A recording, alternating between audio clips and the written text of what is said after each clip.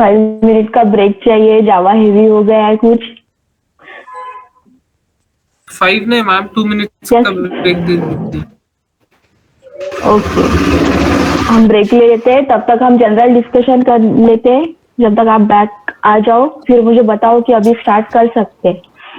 Okay, तो हम आपको कोई भी डाउट है अदर मतलब मैनुअल चीज छोड़ के क्लास के बारे में या अदर इंटरव्यू के बारे में कुछ भी डाउट है, हम जनरल डिस्कशन से स्टार्ट करते हैं, तब तक फिर मैनुअल पे आएंगे। आदित्य, आप तब तक ब्रेक ले लो।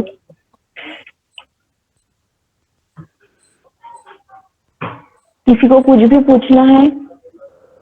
जैसे कि अभी हम नोट्स के बारे में बात कर रहे थे, मैंने सुना, तो जावा का तो आपको डिक्टेट होगा, बट इसके अलावा अगर आपको लग रहा है कोई एग्जांपल इंपॉर्टेंट है, आप उसको यूज कर सकते हो टर्म एक्सप्लेन करते समय, तो आप वो वही नोट कर लो।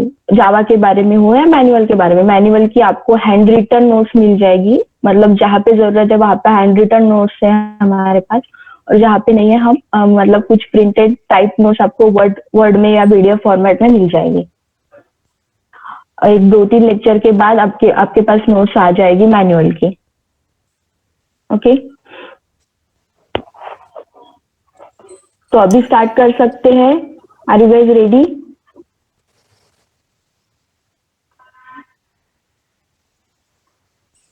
Guys be responsive. Yep, ready. Yes, okay ma'am. Okay sir, ready. Okay okay. तो कल हमने देखा था प्रोजेक्ट टीम, तो वहां पे किसी को डाउट है कि आंसर कैसे करना है, इतने मेंबर क्यों है, किसी का क्या वर्क है, तो आपको उस चीज में कोई भी डाउट है? रिवाइज करना है एक बार। एक बार मेघना थोड़ा सा एक्सप्लेन कर दो। Okay okay. तो प्रोजेक्ट टीम में हमने क्या देखा था कि टीम्स में हमने क्या देखा था कि 2 टीम्स है, एक तो है प्रोजेक्ट टीम और एक है हमारी सपोर्ट टीम। तो प्रोजेक्ट टीम आपको पूछ सकते हैं कि आपके टीम में कितने मेंबर्स है या आप किस टीम का पार्ट हो, तो उस टीम के बारे में आपको आंसर एक फिक्स रखना है कि यस मैं यही बताऊंगी। अगर आप स्मॉल स्केल का एक्सपीरियंस कोई लगा रहा है तो वो जनरली आप टीम की जो भी साइज है ना वो शॉर्ट रखो, क्योंकि मतलब ऐसे होता नहीं है। स्मॉल स्केल कंपनी के पास मोस्टली जो है स्मॉल प्रोजेक्ट्स रहते हैं, तो उनकी साइज भी मोस्टली कम पीपल होते हैं इन्वॉल्व। तो आप बता दो कि आपके पास 12 आपके साइज थी, 5-6 डेवलपर थे और 3 टेस्टर्स थे, और उनके भी आप अलग अलग रोल बताओ और बताओ कि आप सीनियर टेस्टर के साथ काम करते थे who is having more experience 10 years और 5 years समथिंग।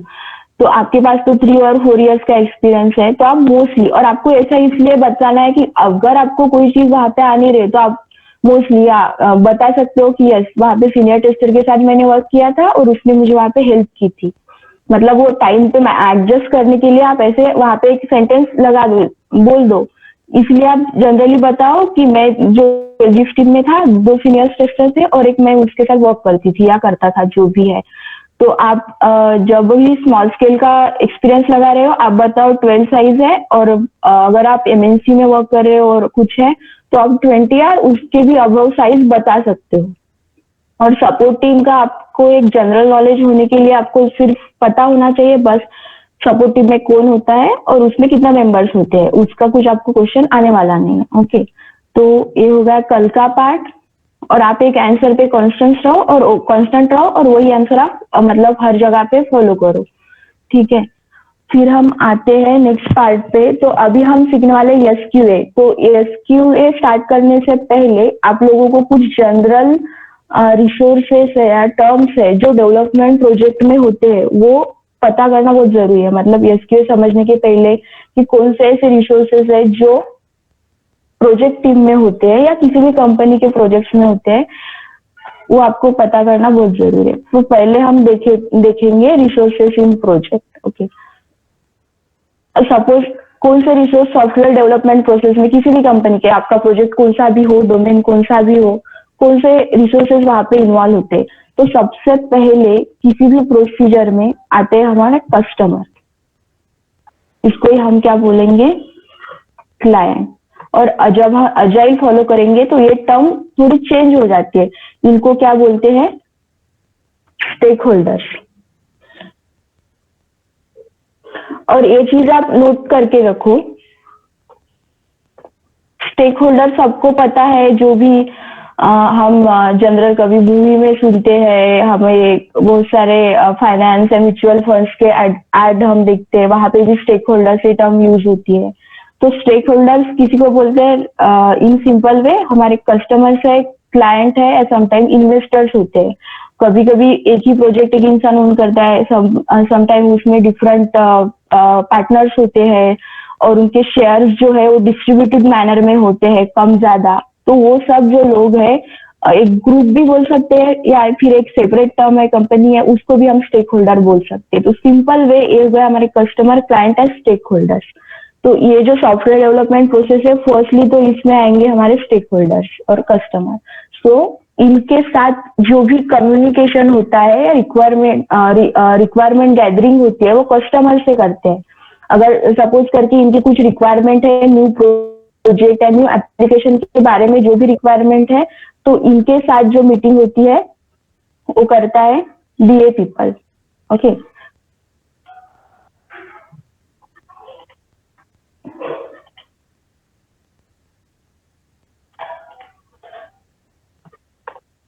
ये हमारा बीए है, और बीए को ही अजाइल टर्म में हम बोलेंगे प्रोडक्ट ओनर। ओके, तो ये जो बीए रहेगा, ये है हमारा कंपनी पर्सन, जो कि रिक्वायरमेंट गैदरिंग करेगा कस्टमर से, और जो भी प्रोजेक्ट्स और सॉफ्टवेयर डेवलप करने वाले हैं उसकी सब रिक्वायरमेंट होगी बीए के पास। और BA time to time customer के साथ मीटिंग करता रहेगा। उस मीटिंग के डिफरेंट नेम्स है, वो सेरेमनीज है, और वो एसक्यूए प्रोसीजर का एक इम्पोर्टेंट पार्ट है, क्योंकि to ensure about the quality, BA को डेली बेसिस पे या कुछ भी न्यू फीचर्स एप्लीकेशन में लाने हैं या फिर प्रीवियस फीचर्स में कुछ भी इश्यू है, तो वो सब डिस्कशन करने के लिए बीए को टाइम टू टाइम क्लाइंट के साथ जो है मीटिंग कंडक्ट करनी पड़ती है। तो इनका जो है कंटिन्यूअस कम्युनिकेशन, ये जो सर्कल है कम्युनिकेशन का, ये कंटिन्यूअसली होता रहता है। इसके कुछ ड्यूरेशन से हम बोल सकते हैं, और ये एक कंटिन्यूअसली हो सकता है, इसलिए हम इसको एक चीज में ऐसे रख देंगे। और फिर इसके बाद एक टर्म आती है कि बिजनेस के बाद कंपनी में होता है नेक्स्ट लेवल पे डिजाइनर और आर्किटेक्ट, जो कि क्या करते हैं, जो भी डॉक्यूमेंट्स बीए के पास है, तो बीए ने जो इंफॉर्मेशन गैदर की है, जो भी रिक्वायरमेंट गैदर की है, तो बीए उसका प्रिपेयर करेगा बीआरएस, जो टर्म हमने कल देखी थी, बिजनेस रिक्वायरमेंट स्पेसिफिकेशन। ओके, है कोई राइट आंसर आप लोगों से एक्सपेक्ट है? ओके, बीआरएस टर्म हमने डिस्कस की थी, तो आपको उसका लॉन्ग फॉर्म याद रखना है। मतलब हमें बार बार वो टर्म आगे आएगी। तो बीए के पास जो भी है रिक्वायरमेंट है और उसका खुद का डॉक्यूमेंट है बीआरएस, और जैसे कि मैंने आपको बताया बीए के पास उसके ओन टूल होते हैं, और उसके बेसिस पे वो करता है SRS prepare. SRS means system requirement specification, और हम उसको अदर वे में एफआरएस भी बोल सकते हैं, फंक्शनल रिक्वायरमेंट स्पेसिफिकेशन जो भी। मतलब ये जो है, ये क्या बनाएगा, पहले तो रिक्वायरमेंट गैदर करेगा और उसका जो भी है एसआरएस में कन्वर्ट होगा, और एसआरएस फिर वो शेयर करेंगे डिजाइनर और आर्किटेक्ट होते हैं। आर्किटेक्ट एक तो इनके साथ करेंगे, और जो बीआरएस डॉक्यूमेंट्स है वो लिमिटेड रहता है बीए के पास, क्योंकि उसमें कुछ बिजनेस रिलेटेड टर्म भी होती है, तो वो हर एक पर्सन को एक्सेसिबल नहीं रहता है, इसीलिए वहां पे वो कन्वर्ट करते हैं एसआरएस में, और फिर एसआरएस शेयर होता है डेवलपर, और यहाँ पे ही हम डाल देंगे तो एसआरएस शेयर होता है टेस्टर, डेवलपर और डिजाइन आर्किटेक्ट के पास। अब जो डिजाइनर आर्किटेक्ट रहता है, ये हर एक प्रोजेक्ट में एक हो सकता है, या अगर रिक्वायरमेंट ज्यादा है तो 2 पीपल हो सकते हैं, डिजाइनर और आर्किटेक्ट। जो भी आपने सुना होगा कि मार्केट में सैप मॉड्यूल है रिलेटेड टू मैकेनिकल इंजीनियरिंग या आईटी इंजीनियरिंग, आपको अगर आपने कभी सुना होगा कि यस उसने सैप मॉडल किया, उसको इतना पैकेज मिल गया, तो ये जो पार्ट है सैप वाले पीपल वगैरह वो भी डिजाइनर और आर्किटेक्ट में आते हैं कि यस आप सुनते होंगे कि उनको बहुत कम काम होता है 1 या 2 दिन में, क्योंकि जब भी प्रोजेक्ट इनिशियल फेज पे या न्यू रिक्वायरमेंट है उनका काम है डिजाइन बनाओ और जो भी है डमी बनाओ और फीचर्स। डमी तो हमें बीए से मिल जाती है बट उसका एक्चुअल डिजाइन कैसे इंटरेक्टिव होगा और उसको वहां पे कॉस्ट फैक्टर जो है वो भी उसको कंसिडर करना पड़ेगा कि डिजाइन तो हम बना रहे हैं बट क्लाइंट की रिक्वायरमेंट ऐसी है तो बजट भी इतना है, तो उस बजट में उनको वो सब चीजें करनी है। तो ये जो काम है डिजाइनर और आर्किटेक्ट का है।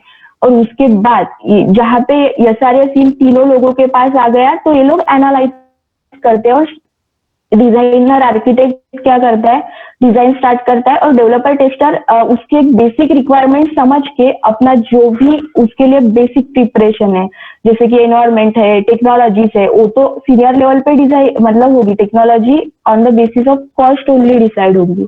बट इनका जो भी प्रिपरेशन है जैसे कि टेस्टर्स है तो टेस्टर्स को पता है कि अभी डोमेन क्या है तो उसके हिसाब से वो क्या प्रिपरेशन कर सकते हैं, वो सब चीजें रिक्वायरमेंट अंडरस्टैंड करके वो लोग प्रिपेयर करेंगे कि ये सिनेरियो हो सकता है पेमेंट गेटवे के लिए या अदर चीजों के लिए। तो ऐसे लोग एक बेसिक रिक्वायरमेंट अंडरस्टैंड करते हैं यहाँ पर।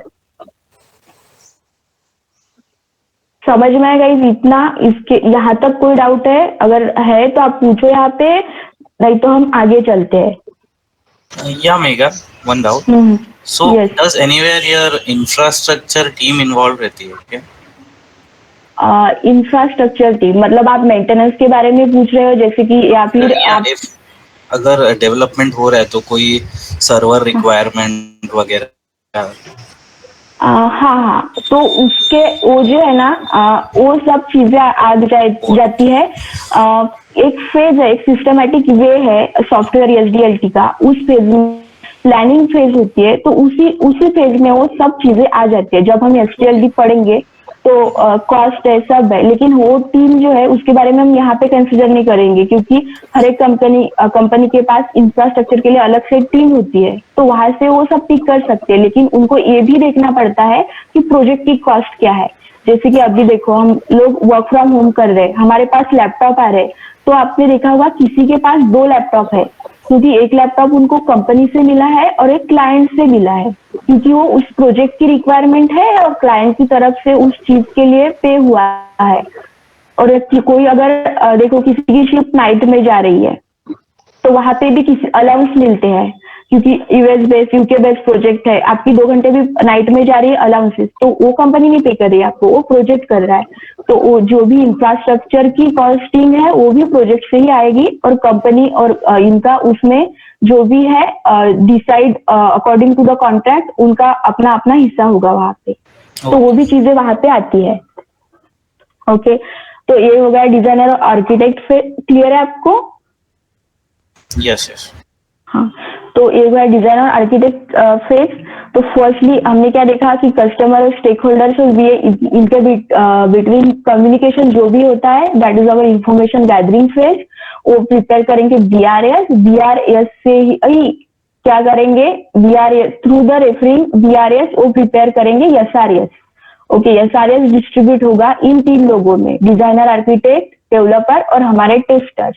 ये करेंगे एनालाइज और ये कर देंगे अपना काम स्टार्ट। पर डेवलपर तब तक कोडिंग स्टार्ट नहीं कर सकते जब तक उनके पास रिक्वायरमेंट तो आ गई एसआरएस के थ्रू, बट वो डायरेक्टली नहीं स्टार्ट कर सकते। पहले उनको डिजाइन का भी डिजाइन के बारे में भी सोचना पड़ेगा। तो इसलिए डेवलपर रिक्वायरमेंट एनालाइज कर रहे हैं, बट जब तक डिजाइनर फेज कंप्लीट नहीं होती वो डेवलपर डेवलपमेंट स्टार्ट नहीं कर सकते। तो यहाँ डिजाइनर एनालाइज करेगा, डिजाइन रेडी है, फिर वो डिजाइन शेयर होगी, डेवलपर कर रहे हैं, डेवलपमेंट स्टार्ट कर देंगे। तब तक टेस्टर्स क्या करेंगे, तब तक टेस्टर्स जो भी पॉसिबल सिनेरियोज है उस पे टेस्ट केस एक डमी इस पे टेस्ट केस लिखना स्टार्ट कर देंगे। यस, उनके पास भी डिजाइन भी है और रिक्वायरमेंट भी है और वो यहाँ पे सब सिनेरियो का, जैसे कि हम कोई भी टेस्टिंग होती है, टेस्टिंग में 2 सिनेरियो होते हैं, एक तो पॉजिटिव और निगेटिव, हम उस पे भी आते हैं।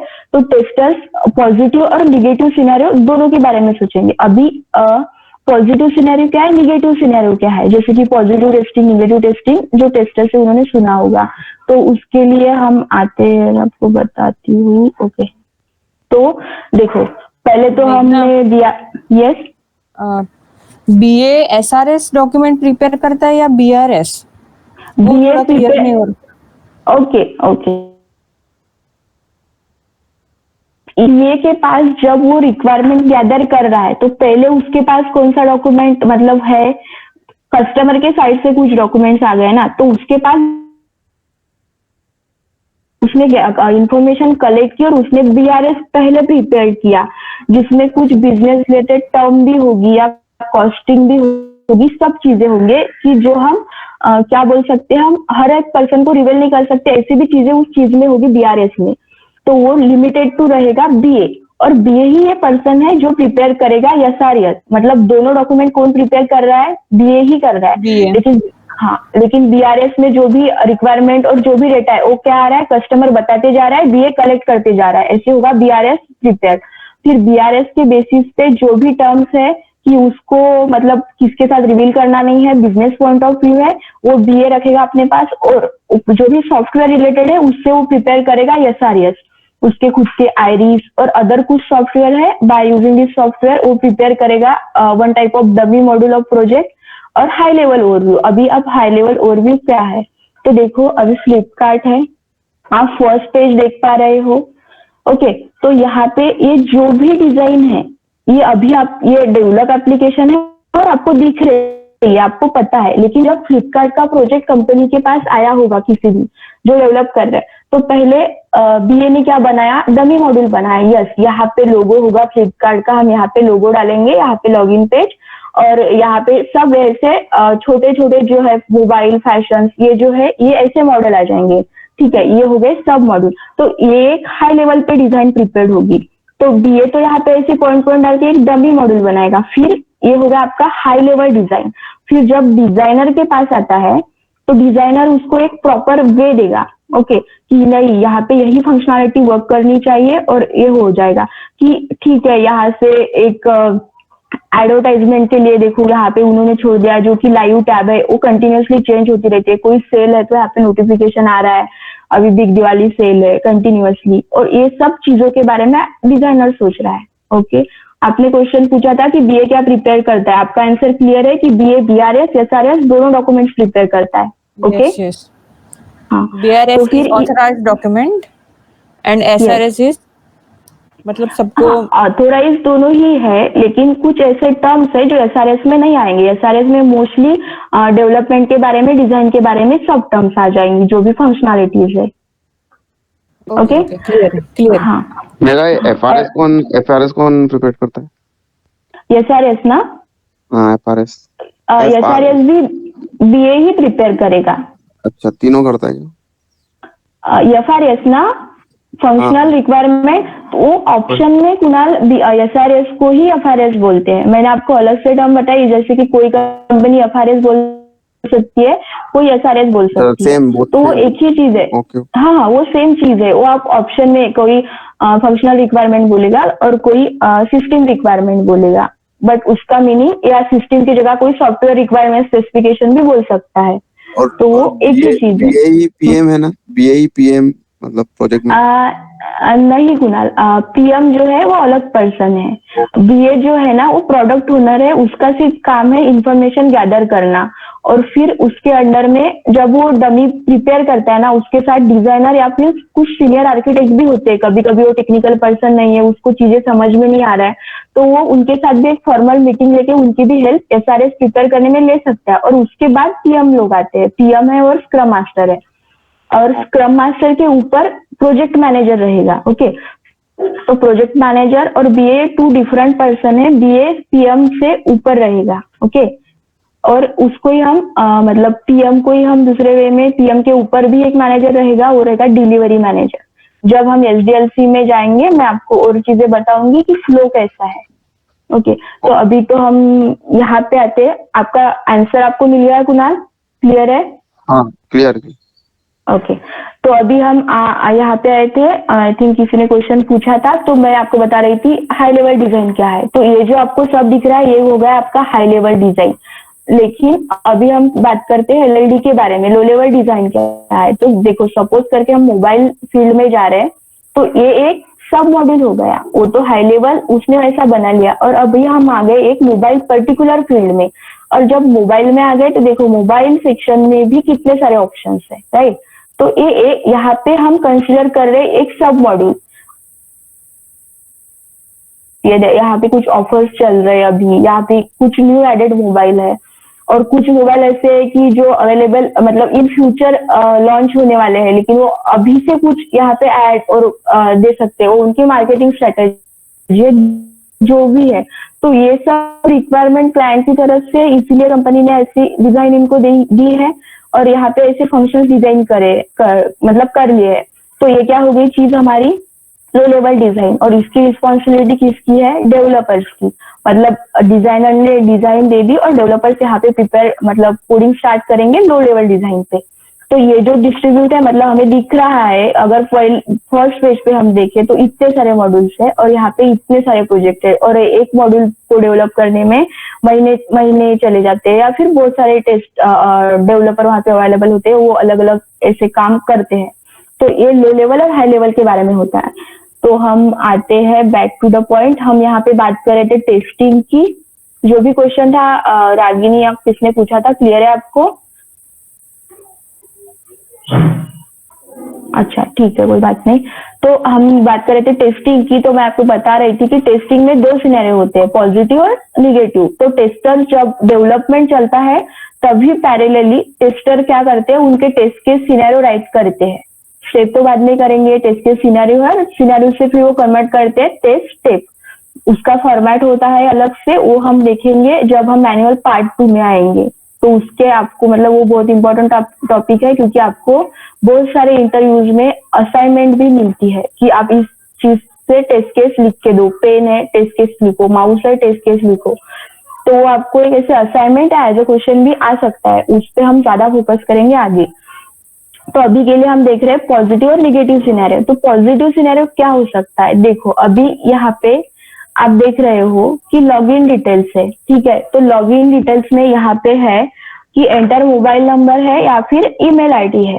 तो आप यहाँ पे जब टेस्टिंग करोगे आपके पास सिनेरियो आपको मतलब मिल जाएगा कि केस में आपको बनाना पड़ेगा। तो पॉजिटिव सिनेरियो यहाँ पे क्या हो सकता है, आप लोग बता सकते हो? कोई भी मैनुअल टेस्टर यहाँ पे आई थिंक 1-2% ऐसे है जिनको एटलीस्ट कुछ तो भी आइडिया है।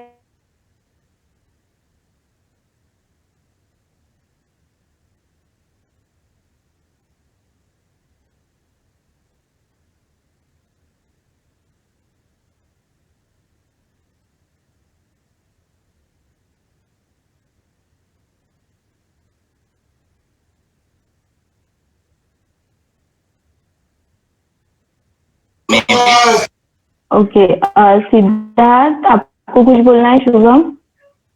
या like if we are feeding some data और रिजल्ट जो है वो सक्सेसफुल हो रहा है तो हम उसको पॉजिटिव बोलेंगे, और कुछ एरर या इश्यू आ रहा है तो हम उसको निगेटिव बोल सकते हैं। Okay, good try. थोड़ा करेक्ट है, थोड़ा आपका हम करेक्ट करेंगे। शुभम आपको कुछ बोलना है? Okay, no problem. तो हम देख रहे थे, तो अभी यहाँ पे हम लॉगिन फंक्शनलिटी देखते हैं। तो देखो पॉजिटिव सिनेरियो यहाँ पे क्या होगा, एंटर राइट, यस यस, किसी ने कुछ बोला? ओके, तो यहाँ पे हम अगर करेक्ट नेम एंटर करें, जैसे कि अभी मेरा नाम है मेघना, तो हम यहाँ पे मेघना डिटेल्स देते हैं उसको पॉजिटिव सिनेरियो जो प्रोसेस आगे होता है। Yes, okay, good try. देखते हैं हम, आपने बताया करेक्ट है। मेघना, अगर करेक्ट डिटेल फिल करने से अगर ओपन होता है तो पॉजिटिव, अगर रॉन्ग डिटेल फिल करके भी अगर वो ओपन हो रहा तो उसको शायद से नेगेटिव सिनेरियो बोलते हैं। यस, करेक्ट है, करेक्ट है। बट मतलब ओपन हो रहा है और निगेटिव सिनेरियो टेस्ट कर रहे हैं मतलब, और फिर भी हम वो ओपन हो रहा है, तो वो क्या होगा, वहां पे कुछ मिस्टेक है। पता है, मतलब यहाँ पे मैंने सही मेल आईडी दिया, मेरा लॉगिन हो रहा है, ये तो मेरा पॉजिटिव सिनेरियो हो गया, वर्क कर रहा है। लेकिन अगर मैंने यहाँ पे रॉन्ग दिया तो वहां पे क्या आना चाहिए ना, एरर मैसेज डिस्प्ले होना चाहिए कि yes your email ID is wrong, और जो भी समथिंग है तो वहां पे कभी कभी फेच नहीं होता है, अगर अवेलेबल नहीं है, हम कुछ मिस्टेक कर देते हैं डॉट की या कुछ भी है डोमेन की, तो वो रॉन्ग सिनेरियो हो गया उस केस में। तो उस केस में अगर वो सक्सेसफुली फिर भी हमने निगेटिव सिनेरियो मतलब निगेटिव इनपुट वहां पे दिया और फिर भी वो हमें आउटपुट शो कर रहा है या फिर रिजल्ट शो कर रहा है, तो वहां पे क्या होगा, वहां पे होगा एरर, वहां पे हमें बग डिस्प्ले करना पड़ेगा। तो इन सिंपल वे जो भी यहाँ पे क्या रहता है ना, जब हम टेस्टिंग फॉलो करते हैं तो एक एक्सेप्टेंस क्राइटेरिया आपको मिलता है। आप जब टेस्टिंग बोलते हो तो एक्सेप्टेंस क्राइटेरिया में ऐसे कुछ लिखा होता है, it should be accept email और मोबाइल नंबर। ओके, तो जब आप मोबाइल नंबर के बारे में बात करोगे तो वहां पे और सिनेरियो पॉजिटिव क्रिएट होंगे, जैसे कि mobile number it should be a 10 digit, right. Mobile number 10 digit के ऊपर तो नहीं होगा, और हो सकता है तो फिर वहां पे क्या होगा कि कंट्री कोड, जैसे कि हम इंडिया में अभी हम 91 लगाएंगे और बाहर है तो कुछ डिफरेंट कंट्री कोड होगा।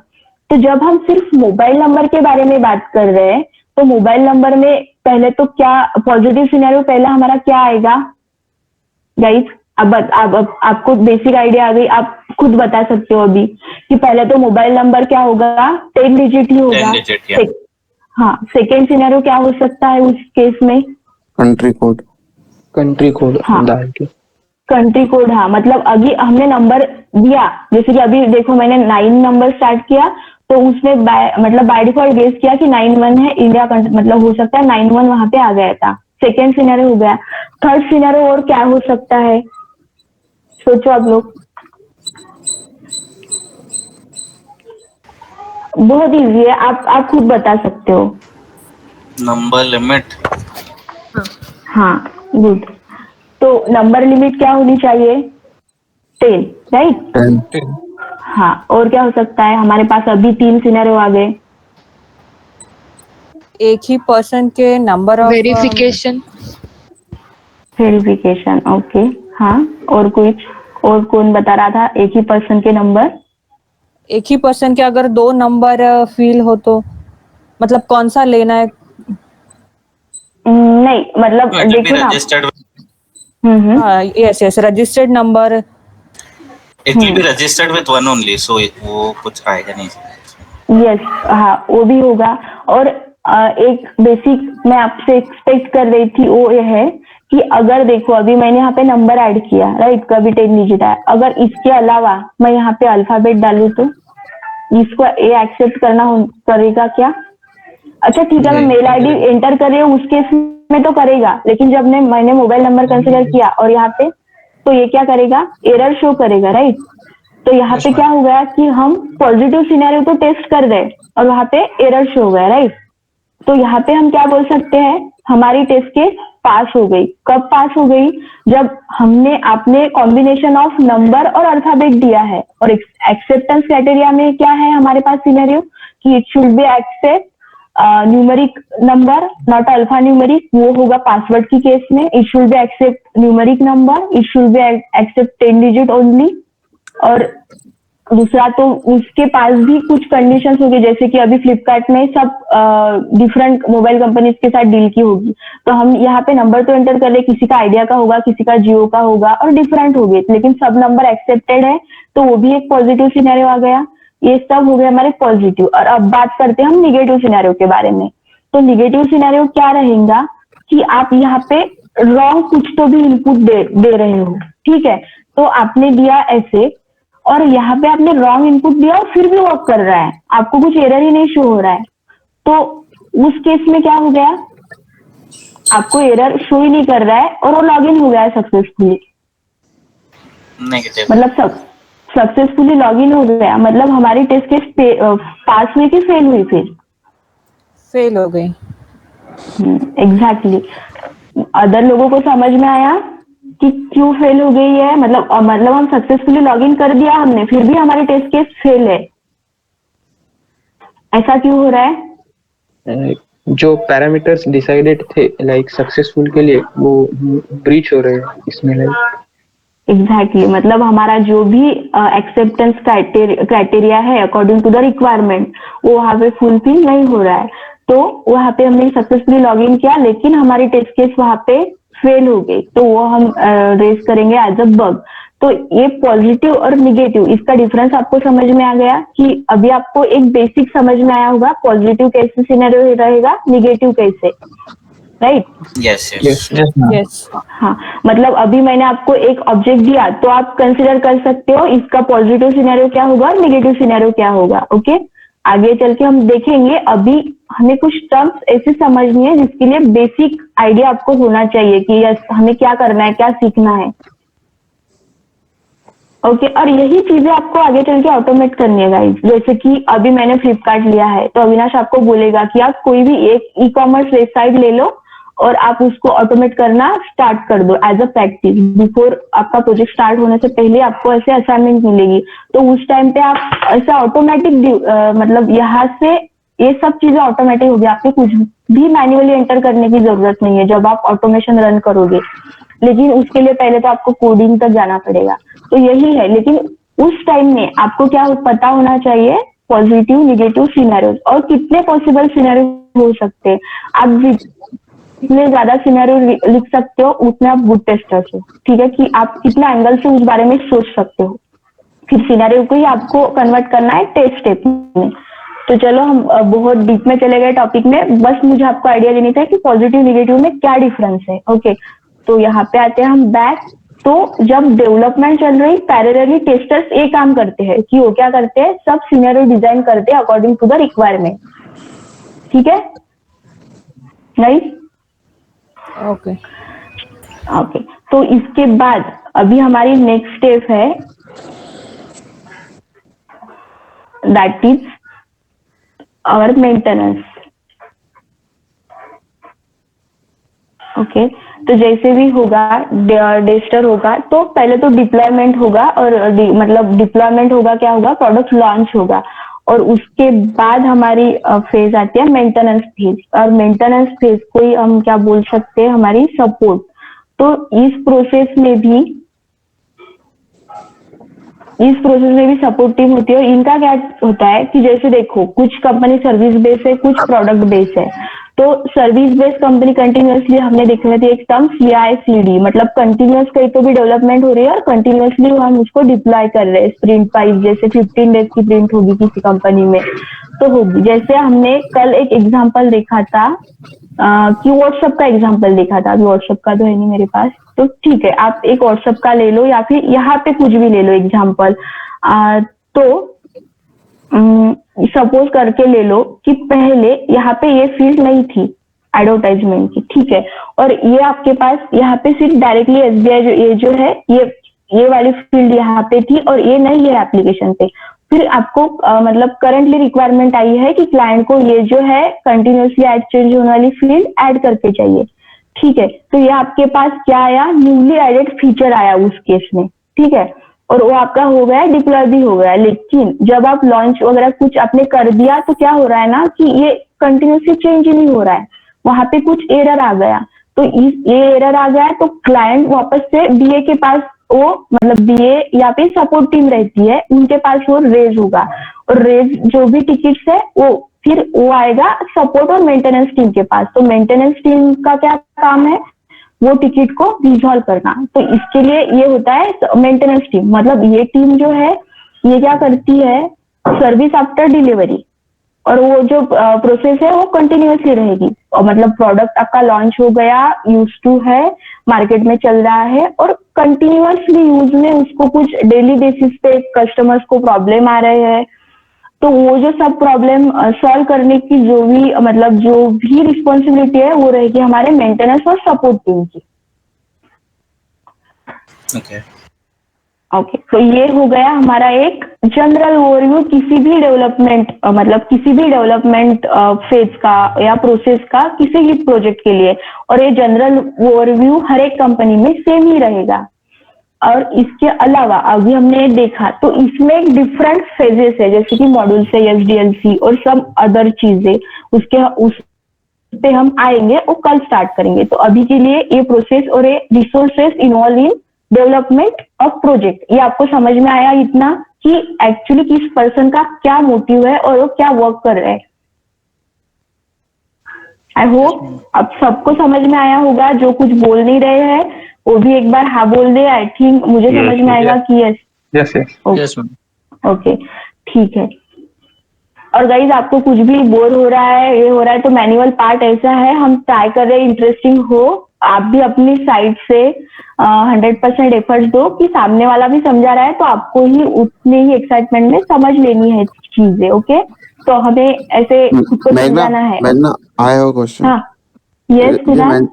Maintenance and support are the same field, the same. Yes Kunal.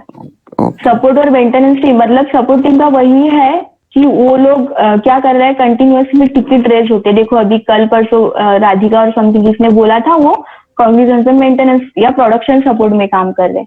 तो यही चीज है। मेंटेनेंस मतलब क्या कर रहे हैं, डिलीवरी आफ्टर सर्विस दे रहे हैं, सॉरी सर्विस आफ्टर डिलीवरी दे रहे हैं।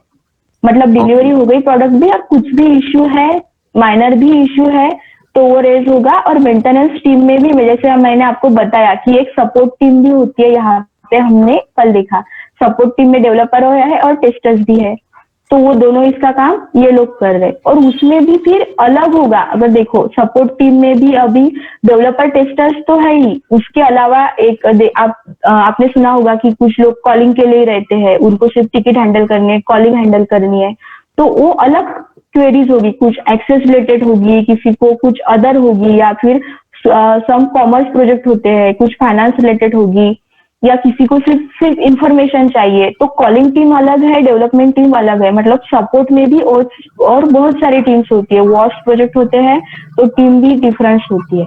बट आप कंसिडर करो कि वो एक ही टीम है, और मतलब सपोर्ट टीम और मेंटेनेंस एक ही फ्रेज है, और उस फ्रेज में डिफरेंट कैटेगरीज ऑफ टीम है जिसका वर्क डिस्ट्रीब्यूट रहेगा।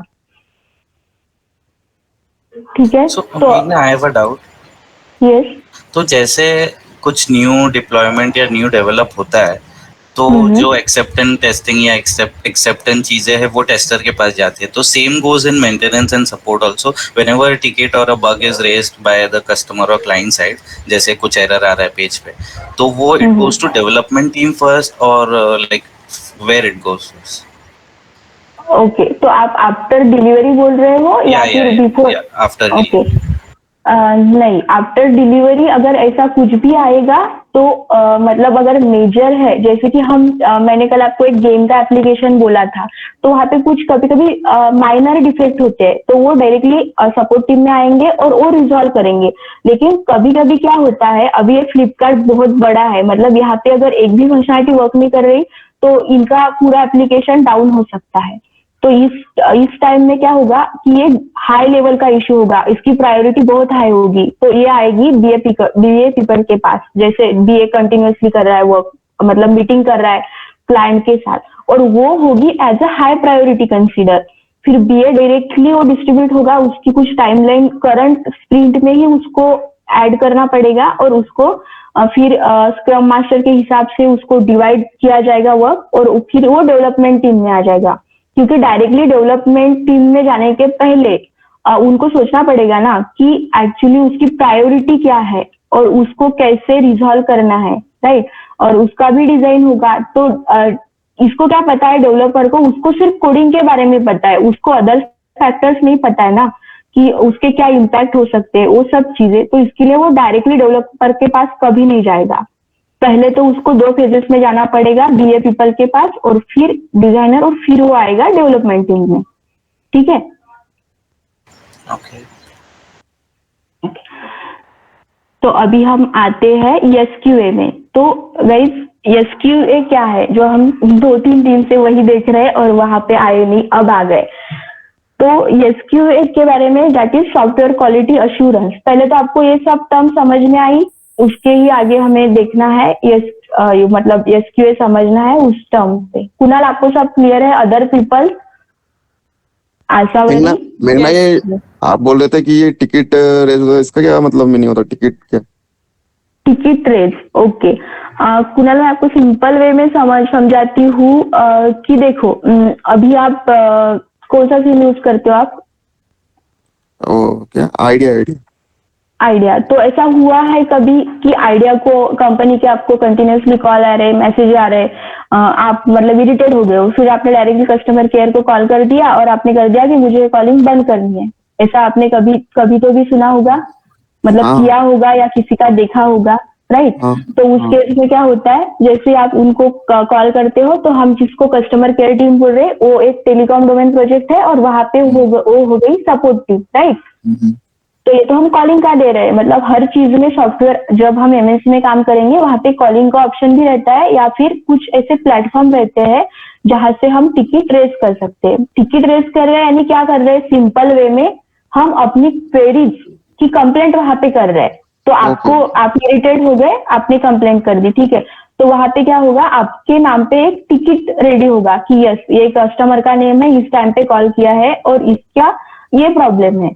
तो कभी कभी देखो आप मतलब करते हो तो आपको इमीडिएट एक्शन आ जाती है और आपका तभी के तभी आपको रिजल्ट आ जाता है। बट कभी कभी आप कंटिन्यूसली आज भी कॉल कर रहे हो कस्टमर केयर को, आपका इशू रिजॉल्व नहीं है, कल भी कर रहे हो, तो उस टाइम पे क्या होता है कि आपका टिकट कॉल किसी और ने लिया, किसी और बंदे ने लिया, टिकट रेस किया, उसकी प्रायोरिटी लो है तो वो वर्क उसने किया नहीं, छोड़ दिया, दूसरे दिन दूसरा बंदा आएगा और वो वर्क स्टार्ट कर देगा, राइट? तो सिंपल वे में टिकट रेस कर रहे हो यानी क्या कर रहे हो, आप कंप्लेंट कर रहे हो, इशू जो है वो रेस कर रहे हो।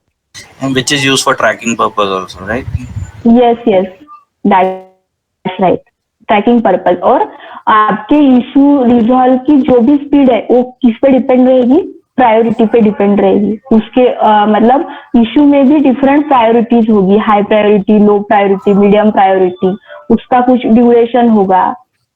ओके, जैसे मैंने बोला अभी आपको, तो वो एडवर्टाइजमेंट वाली फील्ड है यहाँ पे, तो इसकी प्रायोरिटी हम एज ए हाई ले सकते हैं, एज ए लो ले सकते हैं। तो जब अभी देखो दिवाली सेल आ रहा है और ये डिस्प्ले नहीं कर पा रहे, ये एडवर्टाइजमेंट पे ही मतलब कर ही नहीं पा रहे, ये वर्क नहीं कर रही है, तो ये तो इनके बिजनेस पे इम्पैक्ट है ना सीधा। तो ये क्या हो जाएगी इस केस में, हाई प्रायोरिटी हो जाएगी ना, मतलब बिफोर दिवाली इनको ये रिजॉल्व करना ही है। लेकिन अगर उसके बारे में हम एक और कंसिडर कर सकते हैं, देखो जैसे कि कुछ यहाँ पे नीचे का कुछ है और अभी उनको समझ में आ रहा है कि यस ये जो भी हमने टर्म्स एंड कंडीशन देते हैं यहाँ पे कोई तो भी स्पेलिंग मिस्टेक है और कुछ तो भी वर्ड मिसिंग है, तो एंड यूजर यहाँ पे कुछ पढ़ रहा है या फिर यहाँ पे कुछ मिस्टेक है, इसकी वजह से इनके बिजनेस पे इम्पैक्ट हो रहा है, नहीं हो रहा है, राइट? मतलब ये लेस यूज फंक्शनैलिटी है, राइट? मतलब उनको वो करेक्ट करनी है चीज, बट वो लेस यूज फंक्शनैलिटी है, वो बिजनेस पे इम्पैक्ट कर रही है क्या इनके, नहीं कर रही है ना। तो इन्होंने ये इशू रेज भी किया तो भी हम उसको as a low priority consider करके उसको क्या करेंगे, हम पीछे रखेंगे कि नहीं अभी नहीं सॉल्व करना है, अभी प्रायोरिटी क्या है ये है। तो ये सब चीजें वहां पे आ जाएंगी। ओके, जब भी आप इशू रेज करोगे तो चलो हम एसक्यूए, अच्छा वैसे तो टाइम भी हो गया है, एसक्यूए स्टार्ट करना है गाइस कि आपको इतना ठीक है, क्योंकि एसक्यूए भी आपको जनरल फ्लो समझ में आया, हम एसक्यूए स्टार्ट कर सकते हैं, आप इंटरेस्टेड हो?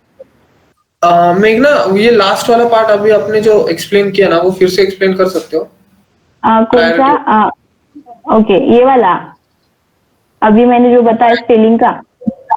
हाँ ओके, तो मैं क्या बात कर रही थी ना कि हम बात कर रहे थे लो प्रायोरिटी और हाई प्रायोरिटी ऑफ इशू और बग, ऐसे बोल सकते हैं, और एरर। तो उसमें डिफरेंट प्रायोरिटीज है, अभी के लिए आप 3 ही प्रायोरिटी कंसीडर करो, हाई, लो और मीडियम।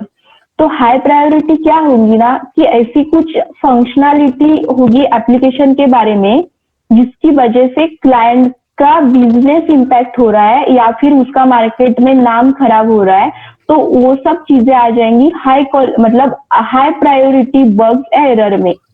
तो जब ऐसे चीजों की हमारे पास टिकट रेज होगा क्लाइंट की तरफ से, कंप्लेंट आएगी, तो वो हमें इमीडिएटली रिजॉल्व करनी है। करंट मतलब हमारे पास जो भी काम है वो छोड़ दो और करंटली ये ले लो, तो ऐसे हमें वो कंसिडर करनी पड़ेगी। That is our high priority. Okay, तो अभी तो मैंने आपको ये बताया, लेकिन कभी अभी हो सकता है कि लॉगिन फंक्शनैलिटी यूज नहीं हो रहा है, लॉगिन फंक्शनैलिटी में कुछ एरर शो कर रहा है, यूजर लॉगिन नहीं कर पा रहे, तो उस केस में भी वो क्या हो गई, हाई प्रायोरिटी, हमें वो सबसे पहले रिजॉल्व करनी पड़ेगी। ठीक है, और अभी मैंने आपको बताया लो प्रायोरिटी, तो उसका एग्जांपल क्या हो सकता है लो प्रायोरिटी का? तो देखो यहाँ पे कुछ टर्म्स एंड कंडीशन की कुछ तो भी मतलब टर्म्स एंड कंडीशन के टेक्स्ट है यहाँ पे, राइट? या फिर आप अबाउट वाला या कॉन्टैक्ट वाला कोई भी पेज ले लो, तो देखो यहाँ पे इन्होंने पॉलिसीज रिटर्न की है, हेल्प रिटर्न की है, लेकिन आपने कितने बार फ्लिपकार्ट की पॉलिसीज पढ़ी है शॉपिंग के पहले? पढ़ी है आप लोगों ने? मतलब कभी भी एंड नहीं। यूजर नहीं, कभी भी नहीं पढ़ी। मतलब हम जो भी है परमिशन वो करते, अलाउ कर देते हैं और आगे आगे करते, राइट? उन्होंने हमारा मीडिया एक्सेस, हमारे पर्सनल फोटो, कुछ भी एक्सेस मांगा, कोई भी एप्लीकेशन, हम क्या करते हैं? Next next next, right? तो वही चीज है, मतलब ये एंड यूजर क्या कर रहा है? ये चीजें पढ़ नहीं रहा है, ये लेस यूज फंक्शनैलिटी है। तो इस चीज में अगर देखो रिटर्न पॉलिसी की जगह यहाँ पे कुछ स्पेलिंग मिस्टेक है या फिर कुछ मिसिंग है या फिर कुछ भी एक्स्ट्रा है, तो ये बग है, ये कस्टमर को पता है, उन्होंने रेज भी किया है, लेकिन उस टाइम पे उसकी प्रायोरिटी क्या हो गई? लो हो गई, क्योंकि इस मिस्टेक की वजह से क्लाइंट का कुछ भी बिजनेस भी इम्पैक्ट नहीं हो रहा है और नहीं तो भी मार्केट में उसका नाम खराब हो रहा है, कुछ भी नहीं हो रहा है, राइट? तो वहां पे हो गई वो लेस प्रायोरिटी हो गई, हम उसको लो प्रायोरिटी बोल सकते हैं। तो बस यही समझा मैंने। क्लियर है आपको? किसने क्वेश्चन किया था उनको? हाँ मेघना। हाँ, और इसके डिफरेंट सिनेरियो हो सकते हैं। देखो कभी कभी हम एक आपको सिंपल बताती हूँ, कभी कभी आप पेमेंट वगैरह करते हो तो आपको थैंक यू मैसेज आता है। आप कभी टिकट बुक करते हो कहाँ पे ट्रैवलिंग के लिए, तो thank you for joining us या थैंक यू फॉर सर्विस, ऐसे कुछ तो भी यहाँ पे मैसेज आता है और उसमें कुछ तो भी मतलब थैंक यू की जगह मिस्टेक है, तो आपका टिकट बुक हो गया, आपने पेमेंट भी कर दिया, बट थैंक यू मैसेज में एरर है, तो वो प्रायोरिटी कौन सी हो जाएगी? हाई हो जाएगी कि लो हो जाएगी? Yeah, लो Meghna, हो जाए। can we say if multiple users और customers are impacted तभी जाके priority high होगा, नहीं तो वो लो ही रहेगा ऐसे कुछ? राइट एब्सोल्युटली हम ऐसा ही बोल सकते हैं, ये करेक्ट है। मतलब मल्टीपल कस्टमर इम्पैक्ट हो रहे हैं तो डायरेक्टली उनका बिजनेस जो है वो प्रॉब्लम में है, राइट? तो हम ऐसे बोल सकते हैं।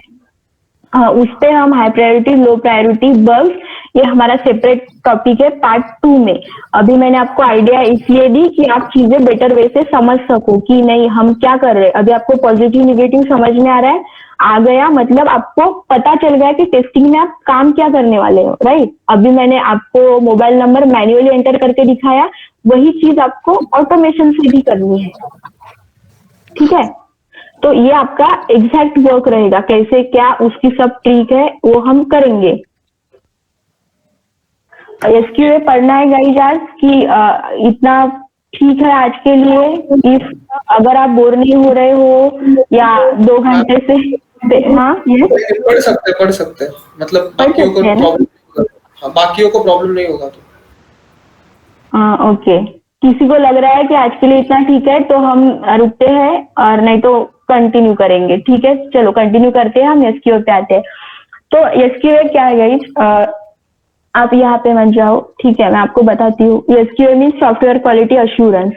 तो इस मीनिंग से, इस फ्रेज से ही आपको एक मीनिंग समझ में आ गया होगा कि इसके बारे में हम मतलब क्या बोल सकते हैं, क्वालिटी के बारे में अश्योर्ड कर रहे हम as a means stakeholder, जो भी हमारे क्लाइंट है उनको कंटिन्यूसली हमें ये मतलब एक गारंटी देने की यस कि प्रोडक्ट जो भी डेवलप हो रहा है और क्वालिटी प्रोडक्ट। किसी ने कुछ बोला अभी?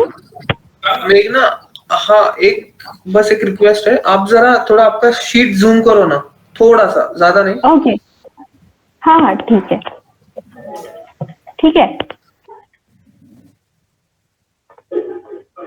विजिबल है अब आपको? ओके ओके ठीक है, तो अभी मैं आपको बताने वाली हूँ, तो शीट पे इतना कुछ नहीं है, आप ये देखो तो ठीक है। तो एसक्यूए मीन्स क्या हो सकता है कि कम्युनिकेशन बिटवीन बीए और client, it is called as SQA. तो ऐसे एक सिंपल टर्म में आप याद रखो, तो एसक्यूए में हम क्या कर रहे हैं कि सॉफ्टवेयर एप्लीकेशन की जो भी क्वालिटी है कंटिन्यूअसली उस क्वालिटी को हम ऑब्जर्व कर रहे हैं, मॉनिटर कर रहे हैं कि अकॉर्डिंग टू द रिक्वायरमेंट हो रहा है क्या, ओके? तो उसके लिए एसक्यूए है। अभी आप क्वालिटी कैसे मेजर करोगे? क्वालिटी हम कैसे डिसाइड करेंगे कि हाँ ये चीज तो सही है? कैसे करेंगे डिसाइड? कि लेस नंबर ऑफ बग्स में भी।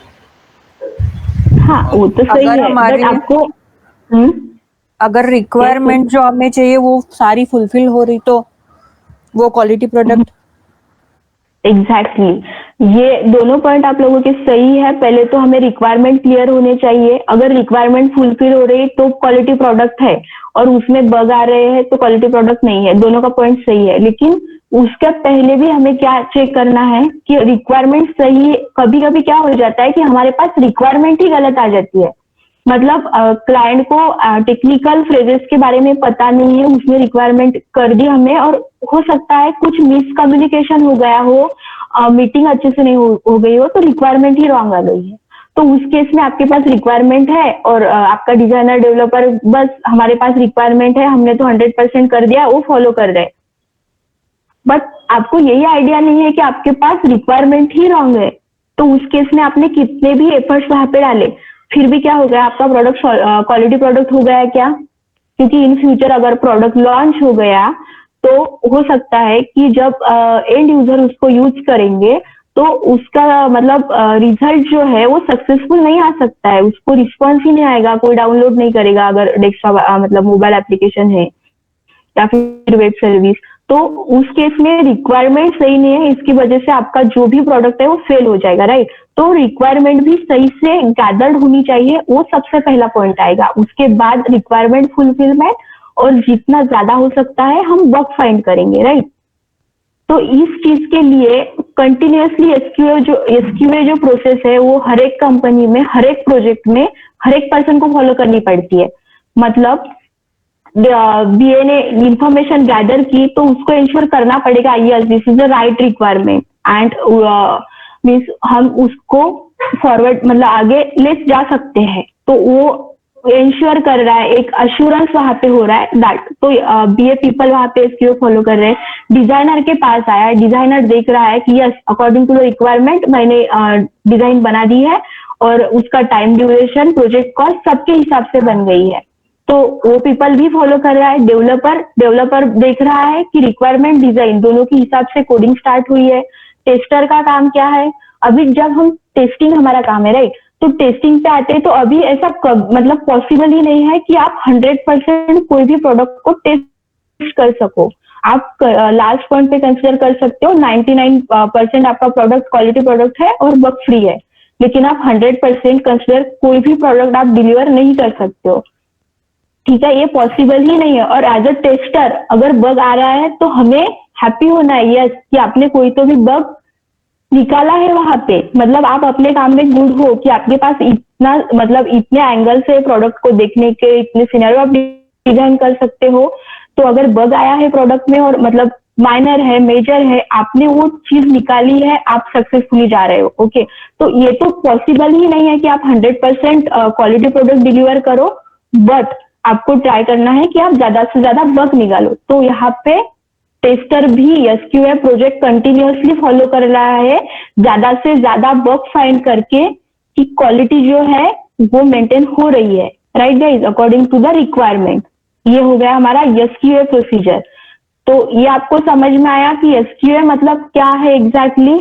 जो कंटिन्यूअस कम्युनिकेशन है बीए और क्लाइंट के बीच का, और व्हाइल डूइंग द कम्युनिकेशन वो क्या करेंगे, मॉनिटर और मेजर करेंगे strength of development of software application, right? कि हम यस मतलब डेवलपमेंट सही वे में जा रही है, रिक्वायरमेंट फुलफिल हो रही है, और कॉस्ट मतलब प्रोजेक्ट कॉस्ट में भी हो रही है, राइट? तो ये हो गया हमारा एसक्यूए। तो फिर हम जब एसक्यूए के बारे में बात करते हैं तो एसक्यूए में कुछ एक्टिविटीज ऐसे आती है जिसको हमें कंटिन्यूअसली फॉलो करना है एसक्यूए के लिए। आपको पहले तो एसक्यूए समझ में आ गया है सब लोगों को? यस यस यस ओके, तो अभी एसक्यूए कस्टमर्स में के पहले हमें बग ढूंढना है। हाँ या दैट इज, और क्योंकि हम तब तक लॉन्च ही नहीं करेंगे, और मतलब हमारे एसआईटी में टेस्ट होगा, फिर वहाँ हाँ यहाँ पे एक बीटा एनवायरनमेंट रहता है, और एक जैसे अभी थोड़ी देर पहले किसी ने बोला था कि लॉन्च करने के बाद कुछ प्रॉब्लम वगैरह, तो उसके पहले भी एक डमी एनवायरनमेंट बीटा और वो एनवायरनमेंट रहते हैं, जहाँ पे क्या होता है ना, हम ही tester developer as a end user बन के वहाँ पे टेस्टिंग करते हैं। जैसे कि किसी ने बोला लोड टेस्टिंग, परफॉर्मेंस टेस्टिंग, ये टेस्टिंग है आगे चल के, कि हम मार्केट में प्रोडक्ट लॉन्च होने के पहले ही testing as a end user point of view करेंगे कि हमें पता चलेगा कि प्रोडक्ट मतलब कितना क्वालिटी है, मार्केट में क्या सर्वाइव करता है, क्या लोड हैंडल कर सकता है क्या। तो ये सब करके हम एसक्यूए से फॉलो करेंगे, राइट। वहां पे परफॉर्मेंस टेस्टिंग एक मेन फैक्टर है जो हम आगे देखेंगे। तो अभी हम आते हैं एक्टिविटीज पे। आप नोट डाउन कर लो जो भी आपको इम्पोर्टेंट है। तो एसक्यूए में मैं आपको नोट्स देने वाली हूँ, बट कुछ चीजें ऐसे होती है कि जो यहाँ पे ओरली बता दी और नोट्स में नहीं है, तो आप जो भी लगता है आपको ये इम्पोर्टेंट है आप नोट कर लो। तो फर्स्ट आएगा प्रिपेयर प्लान, मतलब प्लान प्रिपरेशन एसक्यूए में।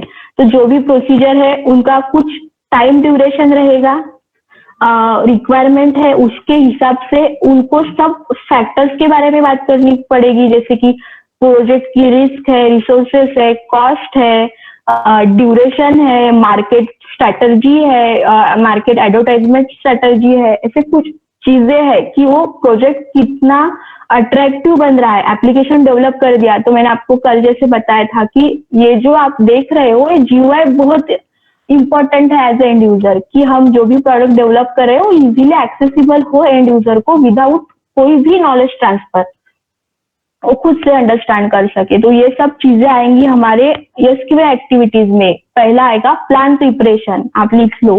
फिर सेकंड आएगा कि पार्टिसिपेशन ऑफ डेवलपमेंट, मतलब डेवलपमेंट फेज में पार्टिसिपेशन कैसा है कि कर दिया ऐसा नहीं होना चाहिए ना, कि अगर डेवलपर के पास आया है तो उसे सब रिक्वायरमेंट फॉलो करके ही फंक्शनैलिटी को डिजाइन करना है, राइट।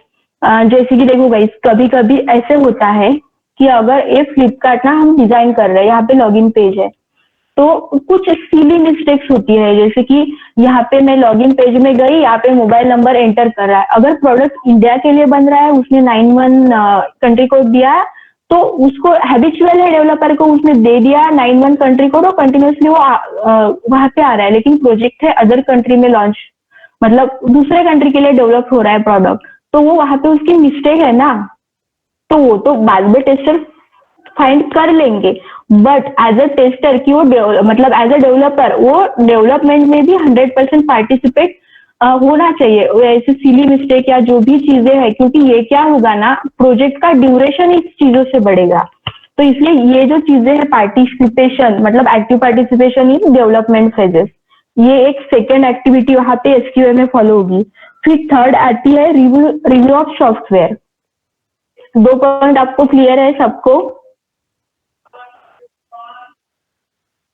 मेघना, Yes, प्लान प्रिपरेशन के बाद का थोड़ा समझाना एक और बार। ओके, पार्टिसिपेशन इन डेवलपमेंट मतलब जो भी डेवलपमेंट हो रही है वो अकॉर्डिंग टू द रिक्वायरमेंट हो रही है क्या, वही है जो हम एसक्यूए में इंश्योर किया है, राइट।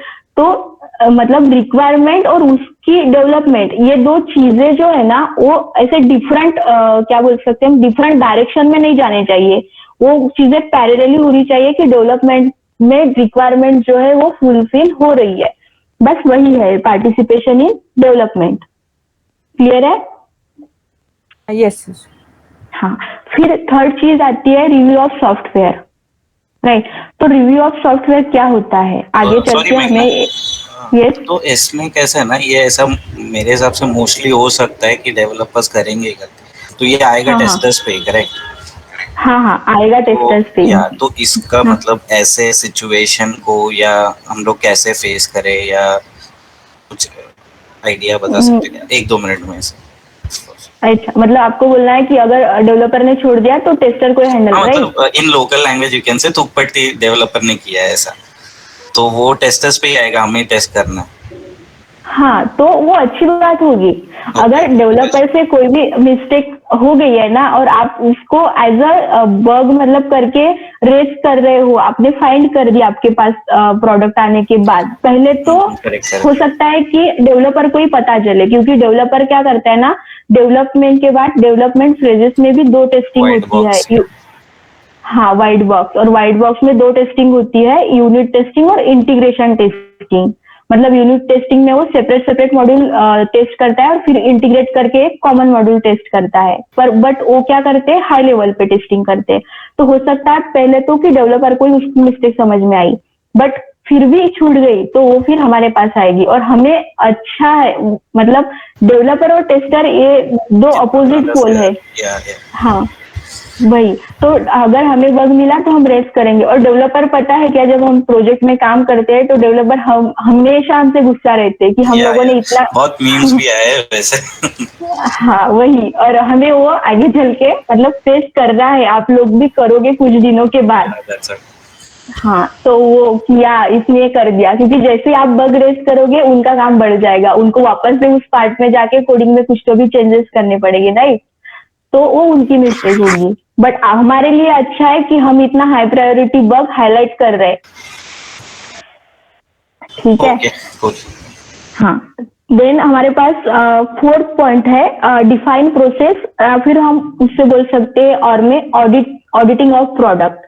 तो डिफाइन प्रोसेसेस में क्या हो सकता है, वही जो रिक्वायरमेंट है उसके हिसाब से काम चल रहेगा। ऑडिटिंग में हम ऑडिट के मतलब ऑडिट इस वर्ड से आपको मीनिंग समझ में आ रहा है कि वर्क ऑडिट में मतलब क्या होता है, जनरल टर्म में ऑडिटिंग करते हैं मतलब क्या करते हैं, कुछ तो भी प्लस माइनस करते हैं चीजें और उसके हिसाब से हम रिजल्ट निकालते हैं कि यस ये इतना था और इतने मतलब ये रिक्वायरमेंट थी, ये हो गया, राइट? इन कॉमर्स में हम देखें तो ऑडिटिंग यही चीज होती है, प्लस माइनस का जो भी हिसाब है उसको करके हम देखते हैं बजट इतना है और इन्वेस्ट इतना हुआ है, राइट? तो क्वालिटी के सॉफ्टवेयर के बारे में भी वही चीज होगी, ऑडिटिंग ऑफ सॉफ्टवेयर, कि हमारा मोटिव ये था, हमने डेवलप ये किया, ये रिमेनिंग है चीज, राइट? राइट, तो ये कंटिन्यूअसली फॉलो होता है ऑडिटिंग, कि वो देख रहे हैं डेवलपमेंट फेजेस में, ऑब्जर्व मॉनिटर कर रहे हैं, वापस वही टर्म जो हमने पहले देखी। तो ये जो एक्टिविटीज है उसका अल्टीमेट मोटिव एक ही है, monitor and measure of strength of the development of software. और लास्ट पार्ट हमारा आएगा गाइज वहां पे, वो है कि documentation, ensure about the documentation. तो डॉक्यूमेंटेशन क्यों जरूरी है, जैसे हमने टिकट के बारे में थोड़ी देर पहले बात की, वो ट्रैकिंग पर्पस के लिए, राइट है, वो तो इश्यू का हो गया। बट जब भी कोई डेवलपमेंट होती है ना तो उसका भी डॉक्यूमेंटेशन होता है।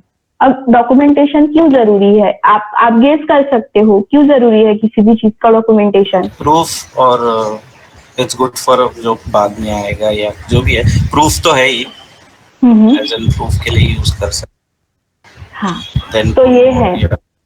तो किसी भी प्रोडक्ट, कोई भी प्रोडक्ट जब डेवलप होता है तो इन फ्यूचर के लिए हम एज ए हिस्ट्री स्टोर कर सकते हैं, एक चीज। सेकेंड चीज है, जैसे आपने बोला कि प्रूफ, मतलब आगे चल के कस्टमर बोल सकता है मैंने तो ऐसे बोला था और आपने ऐसे कर दिया, तो उस टाइम पे हमारे पास प्रूफ होगा, जैसे अभी आपने बताया। सेकेंड पॉइंट, और थर्ड इम्पोर्टेंट पॉइंट क्या है, किसी भी प्रोजेक्ट, आप अभी न्यू प्रोजेक्ट में जाओगे तो वो प्रोजेक्ट आपके लिए न्यू होगा, बट वो प्रोजेक्ट तो ओल्ड है ना उस कंपनी के लिए। तो आपको प्रोजेक्ट क्या करना है, अंडरस्टैंड करना है स्क्रैच से, कौन सा फ्रेमवर्क है, कौन सी टेक्नोलॉजी है, इसका प्रीवियस मोटिव क्या था, स्टार्ट किस बेस पे हुआ था, फिर क्या डेवलपमेंट में न्यूली ऐड हुए फीचर्स, ये सब चीजें आपको अंडरस्टैंड करनी है, राइट? आप इतना नहीं कर पाओगे, प्रोजेक्ट वॉस्ट होते हैं, बट एटलीस्ट आपको जो भी एरिया में आप काम कर रहे हो वो तो मॉड्यूल आपको समझना है।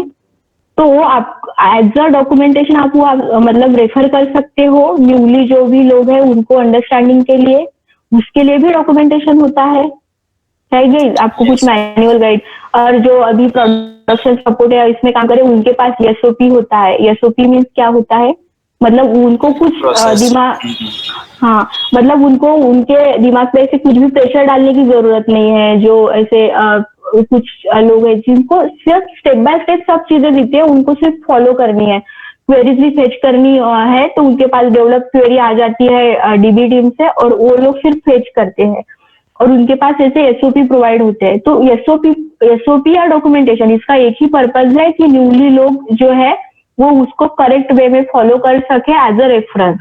और एसओपी का क्या मीनिंग है, स्टैंडर्ड ऑपरेटिंग प्रोसीजर, ठीक है?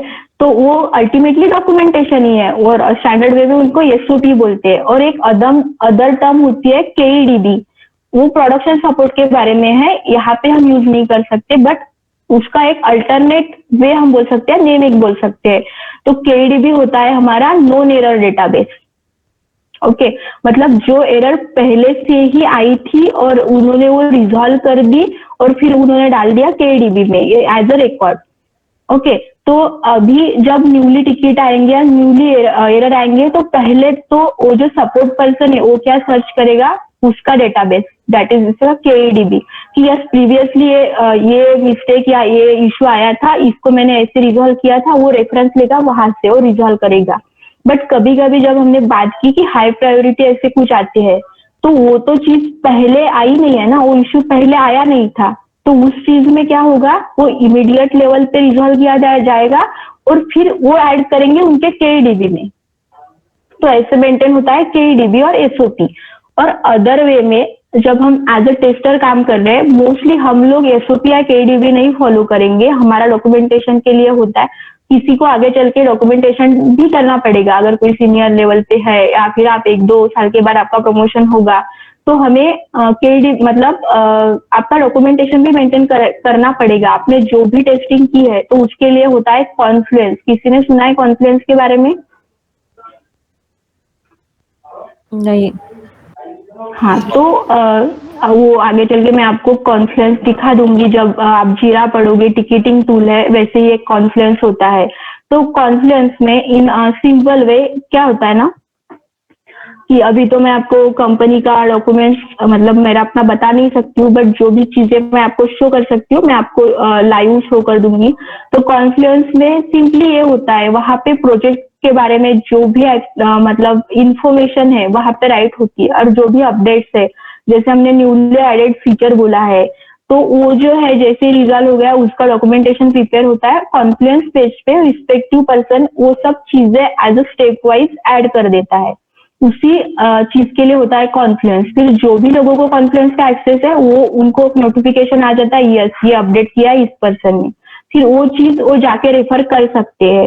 वहां पे हम कोई भी चीज डाल सकते हैं और कोई भी कॉन्फ्लुएंस में राइट कर सकता है। आप अपने ओन नोट्स वहां पे लिख सकते हो, या फिर आपको कुछ प्रोजेक्ट के बारे में न्यूली आपने कुछ भी ऐसा किया है, R&D और कुछ भी चीज है, तो आप वहां पे अपडेट करके वो एज अ पब्लिक एक्सेस रख के अदर पर्सन के साथ दे सकते हो। यस, नॉलेज बेस आर्टिकल करके कुछ हो सकता है सर? हाँ, नॉलेज बेस आर्टिकल, बट उसमें मोस्टली चीजें होंगी related to our project, right? Okay. हाँ, तो कॉन्फ्लुएंस एक सिंपली एक लिंक है और वहां पे मेंटेन होता है सब प्रोजेक्ट इंफॉर्मेशन, टीम इंफॉर्मेशन। जैसे कभी कभी देखो हमारे टीम में 15 लोग हैं, हम 15 लोगों के साथ हर वक्त तो कनेक्ट नहीं रहते और हर एक के साथ हमारा काम भी नहीं मतलब होता ही नहीं है। मतलब BA और स्क्रम मास्टर कॉल में होते हैं उतना ही, लेकिन कभी कभी आपको कुछ ऐसे है कि डेवलपर आपका बग्स और कुछ चीजें वो एक्सेप्ट ही नहीं कर रहा है, और उस चीज में आपको कुछ अलग अप्रोच फॉलो करना पड़ेगा, क्योंकि वो हाई प्रायोरिटी बग है, डेवलपर एक्सेप्ट कर नहीं रहा है, आपको सीनियर अथॉरिटी को बताना है। तो उस टाइम आप कहाँ से कांटेक्ट निकालोगे? टीम्स पे मेल कर दिया, आपको रिस्पॉन्स नहीं, तो उस टाइम पे भी कॉन्फ्लुएंस इस पर्पस के लिए होता है कि टीम की वहां पे सेपरेट इंफॉर्मेशन मतलब रहती है, कि टीम्स में उनका मेल आईडी क्या है, उनका अल्टरनेटिव नंबर क्या है, उनका प्रोफाइल, मतलब आपको समझ सकता है कि प्रोफाइल से या ये चीज इस बंदे से रिलेटेड है, हमें इससे कांटेक्ट करना है। तो वो सब चीजें भी आपको कॉन्फ्लुएंस पे मेंटेन होती है, तो आप वहां से रेफर कर सकते हो। कॉन्फ्लुएंस का यही एक पर्पज है। Okay okay guys. हाँ, Okay. तो ये हो गया एक्टिविटीज SQA के बारे में।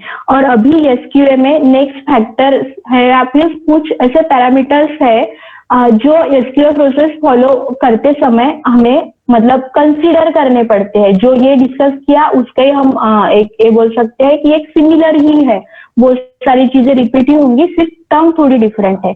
तो जब SQA फॉलो करते हैं तो सबसे पहला फैक्टर क्या आता है कि to meet the customer requirement. Okay, जो हमने अभी 3-4 बार डिस्कस की है। तो अभी कस्टमर रिक्वायरमेंट में क्या चीजें आ सकती है? कॉस्ट हमने डिस्कस की। जब कोई भी प्रोजेक्ट डिसाइड होता है तो फर्स्ट पार्ट आता है डोमेन का। जो अदर गाइज है, मतलब मैकेनिकल वगैरह, उनको समझ में आ रहे हैं ना चीजें, क्या कुछ वर्ड न्यू है तो वो बोलो आप लोग, मतलब वहां पे ही क्वेश्चन पूछो आप। कोई भी है जिसको टर्म समझ में नहीं आ रही है? हेलो? नो मेघना, क्लियर है। ओके, तो आपको कुछ प्रॉब्लम है तो आप बता सकते हो। ओके, तो तो फर्स्टली चीज आती है to meet the customer requirement, और उसमें फर्स्ट पार्ट वहां पे रिक्वायरमेंट में भी डिफरेंट फैक्टर है। पहले हम कंसिडर करते हैं डोमेन। तो प्रोजेक्ट का डोमेन कैसा है, वो प्रोसीजर फॉलो होती है। तो डोमेन मतलब क्या होता है ना, डिफरेंट डोमेन्स होते हैं। जैसे फ्लिपकार्ट देखा हमने, वो एक ई कॉमर्स प्रोजेक्ट है, राइट, कॉमर्स के रिलेटेड।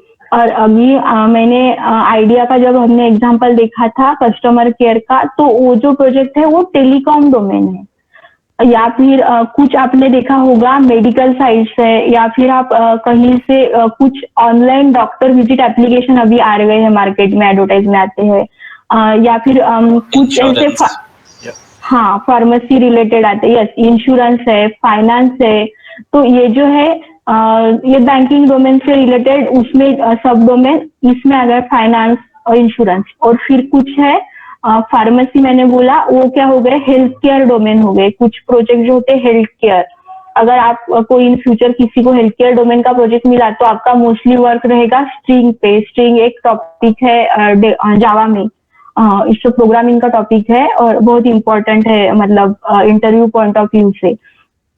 तो हेल्थ केयर डोमेन में मोस्टली स्ट्रीम टाइप के टॉपिक आते हैं। और फिर other domain banking, health care, e commerce domain है, ऐसे डोमेन है। और कुछ अलग है, जैसे कि इलेक्ट्रिकल डोमेन है, और अभी किसी ने कल बताया कुछ, तो भी स्पीच से कुछ है उनका प्रोजेक्ट। बायजूस वगैरह ये कौन सा डोमेन में आता है, एजुकेशन? बायजूस और ये जो है एजुकेशनल डोमेन है, बट ये ई कॉमर्स में आ जाएगा, क्योंकि मतलब ये यहाँ पे बिजनेस के रिलेटेड है ना, तो वो एक ई कॉमर्स डोमेन ही आ जाएगा, क्योंकि वो वहां से कुछ तो भी कोर्स है बेच रहे हैं ना, डायरेक्टली सेलिंग ही है, राइट, तो वो आ जाएगा। ये जो डिफरेंट डोमेन है, ये पार्ट है to meet the customer requirement, वो वहां पे चीजें कंसिडर होगी। फिर हमारे पास सेकेंड चीज है कि to meet the customer expectation. अभी एक्सपेक्टेशन में प्राइवेसी और परफॉर्मेंस, ये दोनों चीजें इंपॉर्टेंट है। अभी प्राइवेसी क्या होती है, अगर हम बैंकिंग डोमेन कंसिडर कर रहे हैं, बैंकिंग के पास खुद के सॉफ्टवेयर है, राइट, तो प्राइवेसी क्या होती है कि एक बैंक के पास हजारों कस्टमर्स का डेटा है, हमने उन्हें वो अपना डेटा दिया है, उन्हें हमारा पैन कार्ड, सब वोटिंग कार्ड सब पता है, आपका बैंक बैलेंस कितना है ये भी पता है। तो उस केस में बैंक की ये रिस्पॉन्सिबिलिटी है कि वो आपके डेटा को प्राइवेसी प्रोवाइड करें। तो प्राइवेसी के लिए भी बैंक का भी किसी कंपनी के साथ टाई अप होगा, जहां से वो सिक्योरिटी क्या बोलते हैं, सिक्योरिटी उन्होंने बाय की है, हम बोल सकते हैं, राइट। मतलब बैंक के प्रोजेक्ट को भी कोई तो भी सिक्योरिटी प्रोवाइड कर रहा है, राइट, कि आपका जो भी डेटा है वो कोई थर्ड पर्सन एक्सेस कर सकता है क्या, आपने बैंक में दिया है, बट आप वहां पे ट्रस्ट वर्दी चीजें हो रही है, इसीलिए आपने वहां पे आपका अकाउंट खोला है, आपका सब जो भी है डेली बेसिस पे आपके ट्रांजेक्शन और सब चीजें चल रही है, राइट। तो आपको बैंक ने प्राइवेसी प्रोवाइड की है। तो जब कोई भी ऐसे प्रोडक्ट और सॉफ्टवेयर डेवलप होता है तो कस्टमर का एक्सपेक्टेशन प्राइवेसी होता है। देखो कि कभी कभी फेसबुक या कुछ है कि वहां पे ऐसे कुछ ऑप्शन रहते हैं डेटा, मतलब इसके लिए प्राइवेट पब्लिक, तो आपकी चॉइस है कि आपको आपका प्रोफाइल कैसे रखना है। तो वो सब फैक्टर जो आते हैं प्राइवेसी में आते हैं, और सॉफ्टवेयर डेवलपमेंट के टाइम में इस चीज का फैक्टर मतलब इस चीज के बारे में रिस्पॉन्सिबिलिटी कंपनी को लेनी पड़ती है, ओके, जो भी सर्विस प्रोवाइड कर रहे हैं, ओके। हाँ। फिर आता है परफॉर्मेंस गाइस। तो परफॉर्मेंस में क्या होता है, जैसे मैंने बोला था पहले, परफॉर्मेंस टेस्टिंग, राइट। तो कभी कभी हम देखते हैं कुछ एजुकेशनल या फिर गवर्नमेंट वेबसाइट में हम फॉर्म भरते हैं, राइट, तो कभी कभी सर्वर डाउन हो जाता है, हमें एरर आ जाती है। अभी बहुत सारे, अगर किसी ने वो महाराष्ट्र बोर्ड का देखा होगा, या फिर इस स्कॉलरशिप की कुछ दिन पहले वो स्कीम आई थी गवर्नमेंट की तरफ से, क्या अभी पोर्टल का मुझे नाम नहीं याद आ रहा है, बट वहां पे स्कॉलरशिप के फॉर्म को लेकर बहुत सारे सर्वर हमेशा डाउन रहता था, फिर उन्होंने टाइमलाइन बढ़ा दी। तो ये सब चीजें वहां पे हो रही, क्यों, क्योंकि वेबसाइट वहां से जो भी है वो लोड जो है हैंडल नहीं कर पा रही थी, सर्वर डाउन हो रहा था, ट्रैफिक बहुत सारी बढ़ गई और परफॉर्मेंस डाउन हो गया। तो जब हम सॉफ्टवेयर डेवलप कर रहे हैं तो हमें वहां पे लोड टेस्टिंग और परफॉर्मेंस टेस्टिंग भी परफॉर्म करनी पड़ती है एज अ कंपनी को, कि जो प्रोडक्ट है वो कितने ट्रैफिक तक मतलब अच्छे से वर्क करता है, या इतने ट्रैफिक में जाम होता है या फिर डाउन होता है, तो वो भी एक फैक्टर उन्हीं कंपनी को ही कंसिडर करना पड़ता है, प्राइवेसी और परफॉर्मेंस का। Okay, load testing, performance testing, ये डिफरेंट फैक्टर यहाँ पे आते हैं, वो हम डिटेल में देखेंगे। अभी आप एसक्यूएल प्रोसीजर के लिए इतना रखो कि to meet the customer expectation, ये फैक्टर कंसिडर करने हैं। फिर है गाइस कॉस्ट ऑफ सॉफ्टवेयर। अब कॉस्ट ऑफ सॉफ्टवेयर में क्या आएगा? कॉस्ट ऑफ सॉफ्टवेयर में आएगा जो भी प्रोजेक्ट के साथ डील हो गई है, उस प्रोजेक्ट के लिए कौन सी टेक्नोलॉजी है, कौन सा डोमेन है, कौन सा इंफ्रास्ट्रक्चर है वो यूज करने वाले हैं, राइट। और एक चीज रहेगी कि रिसोर्सेस कितने लगने वाले हैं। देखो आप कभी कभी किसी का वर्कलोड बढ़ जाता है, कोई प्रोजेक्ट में काम कर रहे हो तो, और बहुत से लोगों से आपने सुना होगा, फ्रेंड्स और अदर लोगों से कि हाँ यार वो बिलिंग मतलब प्रोजेक्ट का बजट ही नहीं है और रिसोर्स ही कम है, ऐसा आपने सुना होगा, राइट। तो उस प्रोजेक्ट में वो फैक्टर रिलेटेड टू द है कॉस्ट ऑफ प्रोजेक्ट। तो मतलब उनको जो भी रिसोर्सेस हायर करने पड़ते हैं, वो क्लाइंट से जो भी उनको कॉस्ट आई है उस कॉस्ट में ही वर्क करना पड़ता है। तो वो सब फैक्टर्स आएंगे कॉस्ट ऑफ प्रोजेक्ट में, और उसमें आएगा टेक्नोलॉजी, टूल्स और इंफ्रास्ट्रक्चर भी आएगा। Okay, as means laptop, internet, ये तो चीजें है ही, लेकिन शिफ्ट अलाउंस है, ट्रैवलिंग की चीजें है, उन्होंने कुछ अदर हायर किए हैं, तो ये सब चीजें भी कॉस्ट ऑफ सॉफ्टवेयर के साथ ही कंसिडर होगी एज अ प्रोजेक्ट, एक होल प्रोजेक्ट। और फिर आएगा टाइम इन डिलीवरी फैक्टर। तो टाइम इन डिलीवरी में कोई भी प्रोजेक्ट की एक डेडलाइन होती है, उसी डेडलाइन में उनको वो चीजें डिलीवर करनी पड़ती है। इन केस अगर कंपनी टाइम में वो प्रोजेक्ट डिलीवर नहीं कर पा रही है, तो कंपनी को कॉस्ट पे करती है क्लाइंट को, वहां पे हो जाती है बिलिंग में कटिंग क्लाइंट की तरफ से। ये एक फैक्टर है। और सेकंड फैक्टर है कि कोई भी इश्यू अगर हमारे साइड से मतलब कंपनी के साइड से है कि उनकी ये रिक्वायरमेंट थी और वो फुलफिल नहीं हुई, उस टाइम पे भी कंपनी को पेनल्टी अमाउंट पे करना पड़ता है क्लाइंट को। और कभी कभी क्या होता है कि रिक्वायरमेंट फुलफिल ना होने की वजह से क्वालिटी जो है वो डिक्रीज होती है, तो उस फैक्टर में भी कंपनी को अमाउंट पे करना पड़ता है क्लाइंट को। और एक फोर्थ फैक्टर यहाँ पे है, दैट इज एस्केलेशन। मतलब कभी कभी ऐसे हो सकता है डेवलपर, टेस्टर्स या अदर कोई सपोर्ट पर्सन है, उनके वजह से कुछ मिस हो गया हो, बट एक पर्सन की वजह से मिस हो गया, बट कंपनी को रिस्पॉन्सिबिलिटी लेनी पड़ती है और उनको क्लाइंट को पे करना पड़ता है। बाद में वो पेनल्टी अमाउंट वो पर्टिकुलर एम्प्लॉय से निकालेंगे या उस पर कुछ एक्शंस लेंगे, वो एक अलग फैक्टर है, बट एज अ कंपनी को ही पेनल्टी क्लाइंट को पे करनी पड़ती है। तो ये सब चीजें आती है टाइम इन डिलीवरी में। ओके, सब अंडरस्टूड है? अभी कोई डाउट है तो आप पूछो। और आज के लिए हमारा लेक्चर बहुत लेंदी हो गया है, तो आई थिंक इतना पोर्शन ठीक है। इसमें कुछ भी आपको क्वेश्चन है तो आप पूछो।